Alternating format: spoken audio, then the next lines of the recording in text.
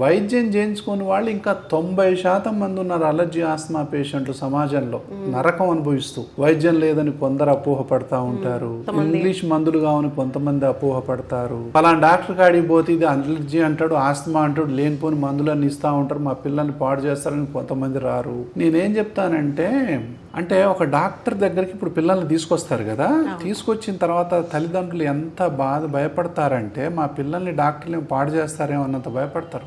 ఆస్మా ఉన్న వాళ్ళతో, ఏంది సార్ మా పిల్లలకు ఆస్మా ఉందన్నారేంటి సార్ మీరు, అలర్జీ ఉందంటారేంటి సార్ మీరు, ఆ మాట వినరు వాళ్ళు, వినలేరు, వినటానికి కూడా సిద్ధంగా ఉండరు. నేనేమంటానంటే జబ్బుని యాక్సెప్ట్ చెయ్యండి, అప్పుడే ట్రీట్మెంట్ మీరు తీసుకోగలుగుతారు. సైడ్ ఎఫెక్ట్స్ అనేది దాదాపు 0. అంత మంచి మందులు అందుబాటులో ఉన్నాయి. ఒక్క ట్యాబ్లెట్ని 1000 ముక్కలు చేస్తే ఒక్క ముక్కతో ఒక్క పఫ్ తయారవుతుంది ఆస్మా మందు. ఒక్క ట్యాబ్లెట్ని 1-2 సంవత్సరాలు వాడటంతో సమానం. కానీ ఏ ట్యాబ్లెట్లు రోజు వాడతారు వాళ్ళు, ఏ ఇంజక్షన్లు రోజు వేసుకుంటూనే ఉంటారు, ఇదే టానికులు రోజు వాడుతూనే ఉంటారు. కానీ ఇన్హేలర్ మాత్రం వద్దు. అంటే మంచిదాన్ని రిజెక్ట్ చేస్తూ ఉన్నారు, చెడ్డ వాటిని తీసుకుంటా ఉన్నారు.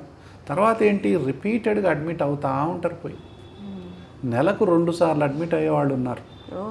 ఎవరైతే చీటికి మాటికి జలుబుతో బాధపడుతూ ఉంటారో వాళ్ళు ఎక్కువైన ప్రతిసారి ఆయాసం పోయి హాస్పిటల్ అడ్మిట్ అయిపోతారు. వాళ్ళకి తెలిసిపోద్ది జలుబు చేసింది, వాతావరణం మారింది, జలుబు చేసింది, ఇప్పుడు వీడికి దగ్గు వస్తుంది, తర్వాత జ్వరం వస్తుంది, తర్వాత ఆయాసం వస్తుంది, తర్వాత అడ్మిషన్. వాళ్ళకి తెలుసు సీక్వెన్స్. నేనేమంటానంటే అసలు జలుబే రాకుండా చేయొచ్చు కదా స్టార్టింగ్ స్టేజ్లోనే.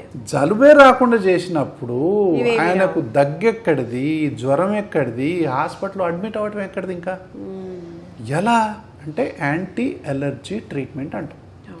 యాంటీ అలర్జీ ట్రీట్మెంట్ అనేది ఇప్పటిదాకా పిల్లలకు అందట్లేదు.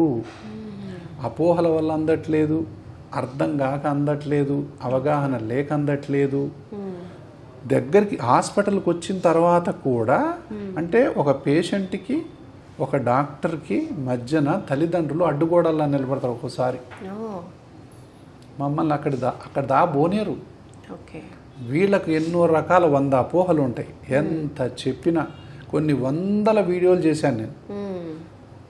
ఇది అపోహలు వీడండి, ఈ మందులు చాలా సేఫు, పిల్లల్ని ఆస్మాతో బాధ పెట్టకండి, అలర్జీతో బాధ పెట్టకండి, మీరు మీ భయం అనేది వాళ్ళ ఫ్యూచర్కు శాపం కావద్దు, వాళ్ళ హెల్త్కి, తల్లిదండ్రుల భయం అనేది పిల్లల జీవితాలని పాడు చేయొద్దు, తల్లిదండ్రుల అవగాహన లోపం అనేది వాళ్ళ భవిష్యత్తుకు ఆటంకం కలిగించొద్దు అని 100 సార్లు చెప్పాను నేను. అంత మంచి మందులు అందుబాటులో ఉన్నాయి ఇప్పుడు. సో ఇటు యాంటీ అలర్జీ ట్రీట్మెంట్ తీసుకుంటూ, ఇటు సరైన వయసులో మంచిగా వ్యాక్సిన్లు తీసుకుంటూ, దేనివల్ల మనకు వస్తుందో any smell, any smoke, any dust, వీటిని అవాయిడ్ చేయని చెప్తున్నాం. ఇంట్లో ఇండోర్ పొల్యూషన్ అవాయిడ్ చేయమని చెప్తున్నాం. ఆ జాగ్రత్త తీసుకుంటూ నేను ఇంట్లో 5-6 అగరబత్తీలు పెడతా, 10 అగరబత్తీలు పెడతా, మా పిల్లల ఆరోగ్యం బాగుండాలంటే బాగుండదు.